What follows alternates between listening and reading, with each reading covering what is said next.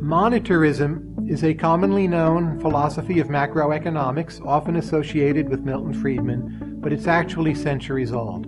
Monetarism is the view that money supply growth really matters for the business cycle. Milton Friedman in particular advocated a regime where money supply growth would be kept very stable.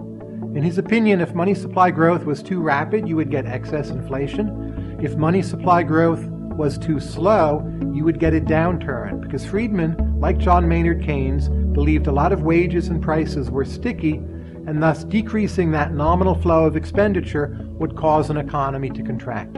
Friedman was famous for suggesting that the Great Depression was largely caused because in the period 1929 through 1932, the Federal Reserve allowed the money supply in this country to contract very radically.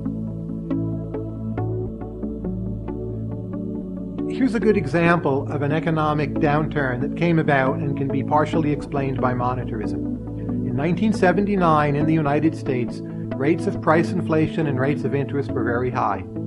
Paul Volcker, who was running the Federal Reserve System, decided inflation was too high and he applied the monetary brakes, so to speak. This was probably necessary, but it meant strong deflationary pressures on the American economy, and from 1979 to 1982, we had a sharp downturn with a lot of unemployment, and a lot of that can be explained by monetarist doctrine. What are the strengths and weaknesses of monetarism? The biggest strength of monetarism, I think, is that it predicts a lot of cases where the central bank pulls back on money supply growth, and economies then slow down or go into recession, and monetarism is a fairly good explanation of how that happens. Monetarism, however, has bigger weaknesses when trying to explain what we should do to prevent this.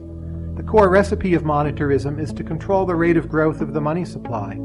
But which money supply? There are different measures of the money supply. They don't all move in tandem. And in practice, central banks have found it's not very easy to follow some simple rule of saying the money supply should grow 3% a year or anything like that.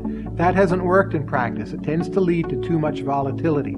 So in terms of policy prescriptions, monetarism is a bit naive, but its core diagnosis that deflationary pressures lead to downturns is essentially correct.